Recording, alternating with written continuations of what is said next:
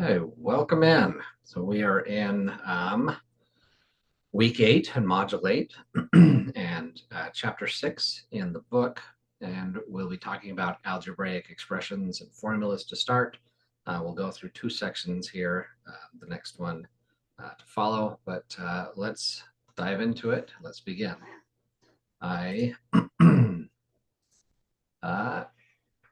We're talking about algebra. So algebra uses letters. We can choose which letter we want to use. That letter is a variable. A lot of times we use X, but it can change. Excuse my voice, I'm sorry. But it can change. You can use X, Y, Z. You can use basically anything. It's a bad idea to use O and probably an L, but it happens from time to time. But an algebraic expression is a combination of variables and numbers using the operations of addition, subtraction, multiplication, or division, or powers or roots, right? So there's some examples of algebraic expressions here. X plus 6 is an expression. X squared minus 6, 6x, the square root of x plus 7. These are all algebraic expressions. When we're dealing with algebra and algebraic expressions, we want to follow the order of operations, right? So we talk about parentheses. Parentheses, there we go. Parentheses, and then exponents, right? And then multiplication as they happen from left to right as you're reading this mathematical expression. And then you do addition and subtraction from left to right as well. So a lot of people like to call this PEMDAS. I like to write it that way because the multiplication and division, one of them doesn't have priority over the other. It's just whichever one comes first. So let's take a look at an example of this. We're asked to evaluate this expression, this algebraic expression, for x equals 6. If x is equal to 6, then I can take that 6 and insert it into this expression in place of x. So I get 7 plus 5 multiplied by 6 minus 4 to the third power. All I've done is replace my x with the 6, and then I'll go through and follow my order of operations. Are there anything in parentheses? And yes, there's 6 minus 4. So 6 minus 4 I'll take care of as 2. And I'll rewrite this whole thing, 7 plus 5 multiplied by 2 to the third. There's no more parentheses, and there's this parentheses here, but there's not an operation happening in those parentheses. Those parentheses are just implying that the 3 acts on only the 2 there. And in fact, I don't actually need them. I could write this as 7 plus 5, the implied multiplication between the 5 and the 2, and then 2 to the third. So my parentheses are taken care of. My exponents, I do have one, that 3. So I'll evaluate 2 to the third, 2 times 2 times 2, and that is 8. So I'll replace my 2 with an 8. That takes care of parentheses, exponents, multiplication and division. I'll just read it from left to right. And I do come across a multiplication, so I'll operate that. 5 times 8. And I'll replace my 5 times 8 with its result of 40. Multiplication and division are done. There are no more of those, so I'll go through and do any addition and subtraction. There's just that addition, 7 plus 40, and that gives me 47. Oh, and it did it all behind my back, but it's 47. An equation is, you have an equation when there's an equal sign, right? So if I have something like, say, that's supposed to be a 2x. If I have something like, say, 2x equals 4, this is an equation, right? A formula is an equation that uses letters to express a relationship between 2 or more variables. So something like y equals 2x plus 5. This is a formula. And then mathematical modeling is just the process of finding formulas to describe real world phenomena, right? The entire world of physics is basically mathematical modeling put to practice. So an example here, modeling caloric needs. The bar graph shows the estimated number of calories per day needed to maintain energy balance for various sex and age groups for moderately active lifestyles. Moderately active means a lifestyle that includes physical activity equivalent to walking 1.5 to 3 miles per day at 3 to 4 miles per hour, in addition to the light physical activity associated with typical day-to-day life. The mathematical model, F equals negative 66x squared plus 526x plus 1030, describes the number of calories needed per day, F, by females in age group X with moderately active lifestyles. According to the model, how many calories per day are needed by females between the ages of 19 and 30 inclusive with this lifestyle? And then does this underestimate or overestimate the number shown by the graph? So we need to figure out what X means in this context. X means the group of females in the ages of 19 and 30. I'm going to go back to this. I've got 19 to 30 is here. Female is that salmon bread color, whatever that is. And so group 4, that means we're in group 4. My X value is 4. And so I'm going to plug that in. The value that we are supposed to match is 2100. We'll see how we do. So in this equation, F equals negative 66. We're in group 4, so I'll plug in 4 for X squared plus 526 times X, which is again 4 plus 1030. As we evaluate this, once again, we'll go through the PEMDAS. We'll make sure that we get our order of operations correct. The first thing that I would do is this power. 4 squared, that is 16. So I get negative 66 times 16 plus this 526 times 4 and then plus 1030. The exponents are done, so I'm going to go through again and do multiplication and division as I come to them. So the very first multiplication I'll come to is negative 66 times 16. That is negative 1056. And then the next one, I've got this thing in my way, so I can't see it. There we go. Is 526 times 4. Because these are separated by a plus, I can do this multiplication and I'll be just fine. 526 times 4 ends up being 2,104. 2,104. And then this last part, 1,030, nothing changes there. Except that I wrote a 3, that's not helpful. 1,030. And then I'll go through and do my addition and subtraction. So just left to right as I come to them, negative 1,056 plus 2,104. And then to that, I can add further 1,030. In the end here, I get 2,078, right? Which is fairly close. The answer in the chart was 2,100. 2,078 is pretty close. If you're around to round that to the nearest hundreds, we're there. So we look at, oh, and there it is worked out as well. Let's look at some terms, right? Terms are the parts of an algebraic expression separated by addition, but that also could be separated by subtraction as well, right? So in this expression, 7x minus 9y, I have one term, 7x is a term, negative 9y is a term, right? So I would treat this like it's 7x plus negative 9y. So the negative 9 is part of that term, negative 9y.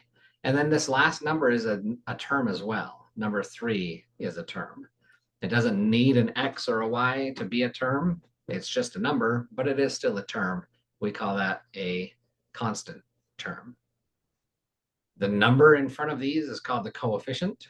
So the coefficient of my first term is 7. The coefficient of this -9y term is -9. And then like terms are terms that have the same variables to the same degrees or the same variable factors.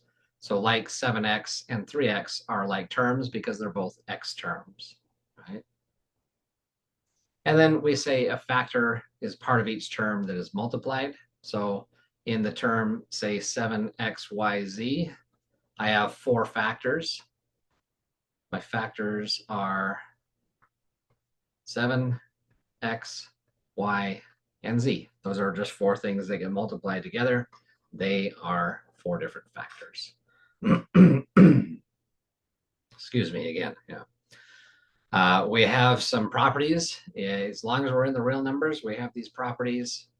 If I have a plus b, that's the same thing as taking b plus a, right? So a very simple example of this is 1 plus 2. That is the same as 2 plus 1, right? But if I have terms with x's in them, 13x squared plus 7x, that is the same thing as 7x plus 13x for the same reason that 1 plus 2 is equal to 2 plus 1. And that's the commutative property of addition. We also have the commutative property of multiplication. That is, if I have a multiplied by b, that's the same thing as if I take b multiplied by a. Once again, if I take something like 2 times 3, that's the same thing as 3 times 2. And for the same reason, it doesn't matter what that x number is, this will still be true. X times 6 is the same thing as 6 times x. When we have a coefficient written first, a lot of times we'll omit this multiplication here and just write it as the 6 and the x right next to each other.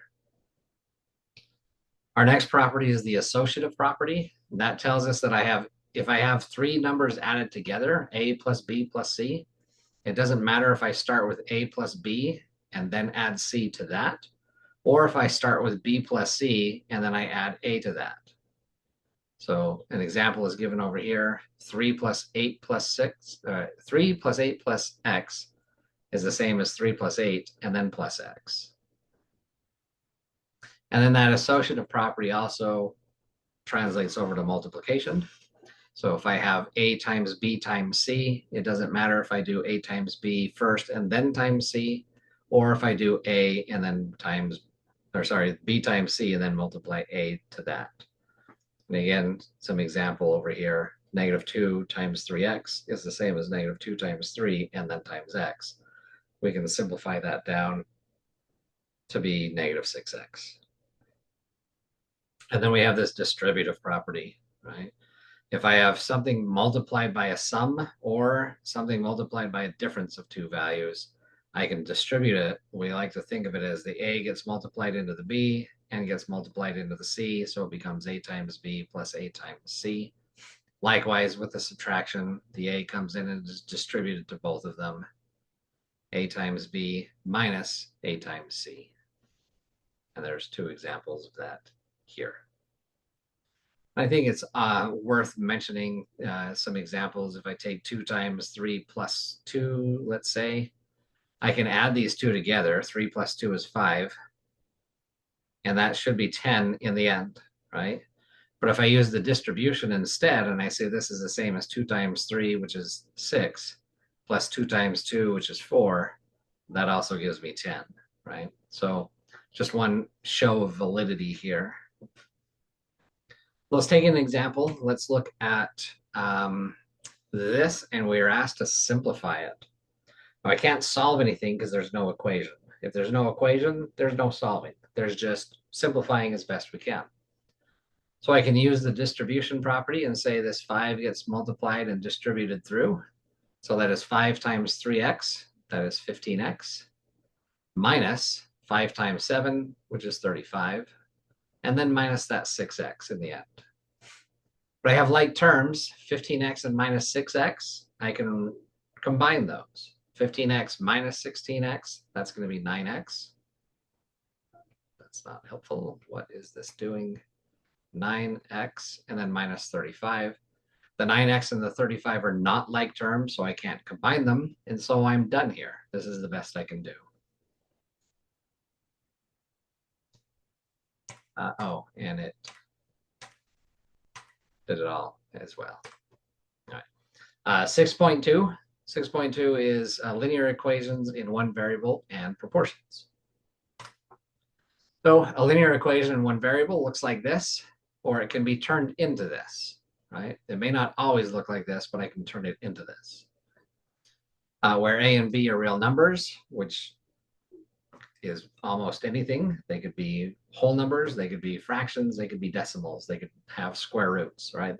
They're just numbers. But as long as a is not equal to 0, because if a is equal to 0, then b also has to be equal to 0, because if a is 0, that whole thing is 0, and so b is as well. Solving an equation is finding all values of x that make the equation true, right? Such solutions are known as roots sometimes, oftentimes just called solutions. An equivalent equation have the same solution. So this equation, 4x plus 12 equals 0, and x equals -3 are equivalent because only x equals -3 is a solution to both of these. If I plug -3 into here, it makes it true. -3 into here, it is true. And it's the only one that makes them true. So they have all of the same values being the same. That makes them equivalent equations. The addition property of an equality. We like to think of this as some sort of like balancing act. If I have some bar, I don't know, something balancing on a fulcrum here, and I have a bunch of stuff that may not look the same, but they're in balance. If I came to my left-hand side and I said, well, I'm going to add, say, this little triangle, if I can draw a triangle without this thing goofing me up here. I'm going to add a triangle to the left, then my balance is going to go out of whack and I will no longer have equilibrium. But I can maintain that equilibrium by adding the same thing to the right-hand side, right? So that is to say, if I have two things that are initially equal, whatever they are, whatever they look like, if I add something to the left-hand side and I add that same thing to the right-hand side, then these are equivalent equations and I've maintained that equality. Right? This works for addition and it works for multiplication as well, which is also to say it works for subtraction and it works for division as well, as long as you're not dividing by 0, right? Or multiplying by 0. Because I can zero something out and make everything 0, and then it's guaranteed to be equal. We don't want to mess with zeros. So that is to say, in multiplication, if I have this equation, a is equal to b, I can multiply a by c, I can multiply b by c. As long as I multiply both sides by the same thing, then I maintain that equality. So looking at these, I've got an equation, x minus 3 equals 8. I can isolate x by adding 3 to both sides, which they've done here. If I add 3 to the left-hand side, I add 3 to the right-hand side. -3 plus 3 is 0. And so that just cancels out to be x plus 0, which is just x. And once I've done that, I've solved. On the other right side, I take 8 plus 3 is 11, and I'm done. That is my solution, x equals 11. If I have x plus 7, I will then subtract 7 from both sides. So I subtract 7 from the left-hand side. I subtract 7 from the right-hand side. The plus 7 and minus 7 cancel out. -15 and -7 combine to give me -22. And that's my solution. I'm done. And then 6x equals 30. Again, if I want to isolate this variable, I need to undo the operation that's being done to it. Since 6 is being multiplied by that x, I'm going to undo it by dividing 6 out. And if I divide the left-hand side by 6, that 6 and the 6 cancel to give me just an x. 30 divided by 6 is 5, and I have my solution, x is 5. Then likewise, if x is being divided by a number, I can undo that division by multiplication. I'll multiply both sides by 5. That 5 will cancel the 5 in the denominator, leaving me with just x. That 9 times 5 gives me 45, and I have my solution. X is 45. So the process that we want to look at when we have an equation, like we did with these four, is to go through these 4 steps. So the first, simplify the algebraic expression on each side by removing grouping symbols and combining like terms, right? So we may get into some things, and we will in just a moment, that are a little bit more complicated. The second thing that we want to do, collect the variable terms on one side and all the constants or numerical terms on the other side, and then isolate the variable and solve. And then the last thing that we want to do is check the proposed solution in the original equation. Once we get down to a number, we'll take that, put it back into the equation and say, did this really work? We'll check it and see. So let's look. They've got this one completely worked out, but we'll walk through it step by step. The very first thing that I want to do, step 1, is to simplify the algebraic expression. So that is to get rid of these parentheses. So I'll take my 2 and distribute it through. That's going to give me this 2x minus 8, still minus 5x equals negative 5. And then I'll combine like terms. I have a 2x minus 5x. Those turn into this negative 3x. Still minus 8 equals negative 5. And that takes care of step 1. Step 2 then, collect variable terms on one side and constants on the other, right? That is to say, this 8 that I have, I want it on the other side. So I'll give it a positive 8 to cancel the negative 8, but I have to do that to both sides. So I add 8 to the left-hand side, add 8 to the right-hand side. That gives me negative 3x equals 3. That takes care of step 2. From here, I want to isolate x completely. So I'll want to get rid of, they didn't do this very right. They didn't do this step right. I want to get rid of this negative 3 in front of my x. So I'm going to divide by negative 3. And if I divide by negative 3 on the left, I'm going to divide by negative 3 on the right. They have the right answer, despite not writing it correctly. But 3 divided by negative 3 is negative 1, and that is my solution. You should check these by going back into the original and plugging in negative 1 wherever you see an x. So that is to say, here and here. They do that, the negative 1s here and there, and then go through the order of operations to ensure that this does end up being a true statement. So they've kind of skipped some steps here. Negative 1 and negative 4 is negative 5. So the intermediate step that they've skipped is to do your parentheses. That is 2 times negative 5 minus 5 times negative 1 should equal negative 5. I'll do the multiplication next. 2 times negative 5 gives me negative 10. So they did this step all right. And then negative 5, they didn't do this step all right.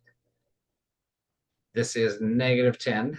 And then I'll do this multiplication. Negative 5 times negative 1 is plus 5 equals 5.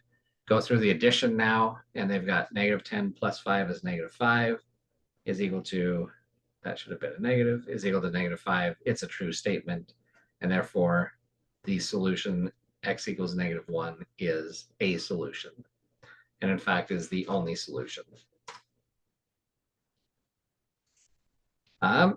Let's look at this application here, this example. So these graphs indicate a person with a low sense of humor have higher levels of depression.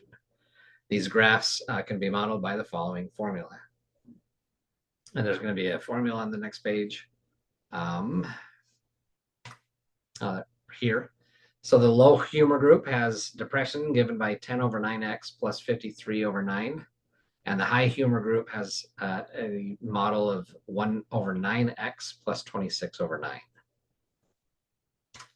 We are interested in the intensity of a negative life event with an average level of depression of 7 over 2 for the high humor group. So what in the world are they doing? I see. So the depression level is 7/2. So I'm going to replace my depression level with 7/2. And then we want to solve for x. And x would be the intensity of such an event. So the very first thing that I want to do here is I've got all these fractions. I don't love the idea of working with fractions all day long. So my lowest common denominator is 18. It's 2 times 9. So I'm going to multiply everything by 18. Multiply this by 18, multiply that by 18, multiply this by 18. And as I simplify it, they've done it kind of in 2 steps. But I multiply the left-hand side by 18, the right-hand side by 18, and then that 18 gets distributed to both terms. Now, as I go through, this 18 is going to simplify with that 2 and give me a 9. I don't know why my thing does that. 9, so 9 times 7 is 63. This 18 will cancel with this 9 to give me a 2, so I should have 2x. And then this 18 and that 9 cancel to give me a 2, so I should have 2 times 26, which is 52. I've gotten rid of my fractions, which is great. That's exactly what I wanted to do. I'm going to isolate my x term by subtracting 52 to both sides. So 52 minus 52 cancels out. It isolates my x term. 63 minus 52 is 11. And so then I would isolate x completely by dividing by 2. That 2 cancels out, leaves me with just an x. On the left-hand side, it's 11/2. It's fine as a fraction. If it's not, then we just do the division. That's just 5.5. But either way, we've solved it. We can go back in and try it, put in 11/2 into our x here, and we should get 7/2 as our d if it is truly a solution. We will skip the check. I'll leave that to you if you want to play with it. So let's take a look at this equation though. I've got 2x plus 6 equals 2 times the sum of x plus 4. So the very first thing I want to do is eliminate these parentheses. So I'm going to take my 2 and distribute it through. Right? So 2 times the x gives me 2x. 2 times the 4 gives me 8. I've eliminated my parentheses. Now I'm going to get my x terms all on one side. I have an x term on the left. I have an x term on the right. So to do that, I'm going to subtract 2x from both sides. But when I do that, the 2x completely cancels on the right, and the 2x completely cancels on the left. And I end up with something that is just false no matter what. And therefore, there is no solution here.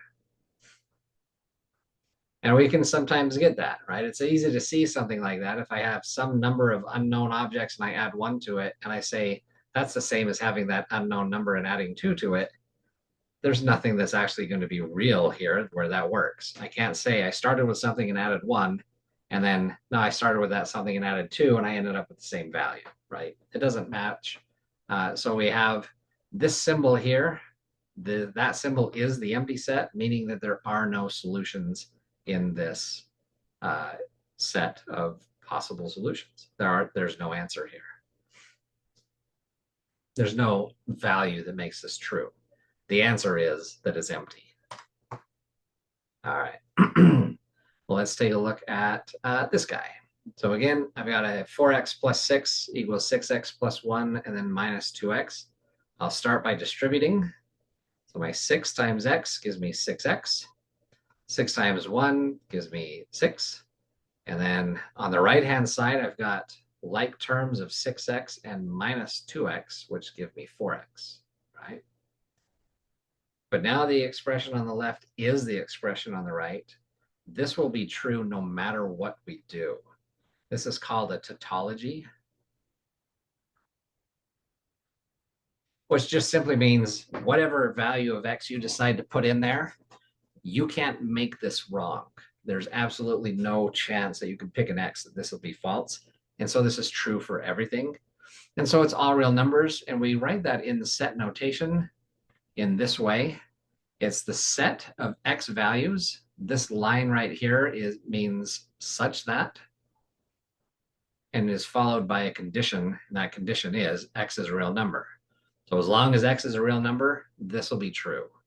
This isn't limited to x being a real number, but since our discussion is limited to being a real number, then we just limit our solutions to being real numbers. But this is true for all real numbers. Ratios and proportions. A ratio compares quantities by divisions, and a proportion is a statement that says two ratios are equal. So a proportion is if A over B is equal to C over D, this is a proportion.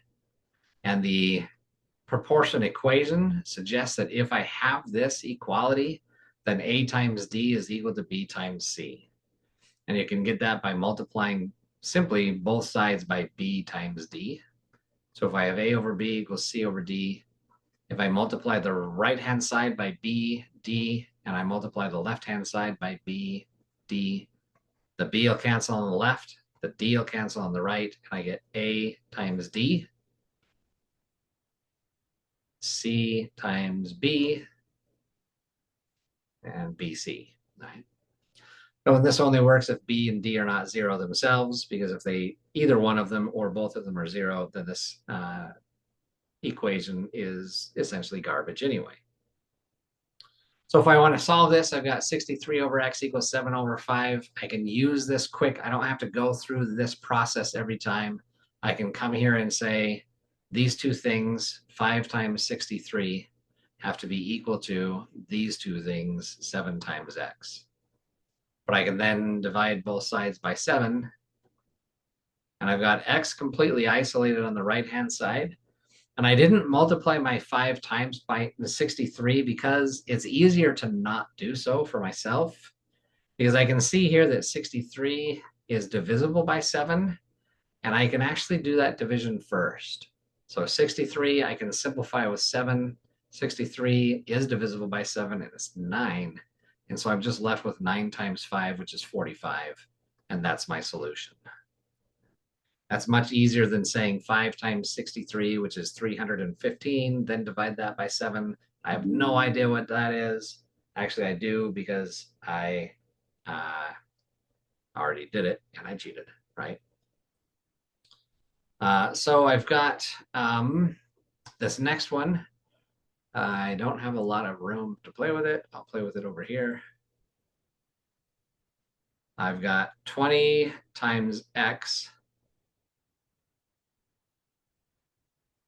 has to be equal to, on the other value here, it's 30 times this entire denominator. But since the denominator is a difference, I have to use these both as factors, 30 multiplied by x minus 10. And now I'll start by distributing. So 30 multiplied by x, 30 multiplied by negative 10. So this is 20x equals 30x minus 30 times 10 is 300, minus 300. I want to get the x terms on the same side. It doesn't matter which side, but I can get them all on the left-hand side by subtracting 30x. And so I've got negative 10x on the left-hand side equals negative 300. And I can then divide by negative 10. The 10, the negative cancel out. That leaves me with just an x. On the right-hand side, the negative is going to cancel out. And then 300 divided by 10 is 30. And that's it. We're done. Well, that's it. Hopefully that was helpful to you. Thanks for coming. Thanks for watching. And I will see you guys next time.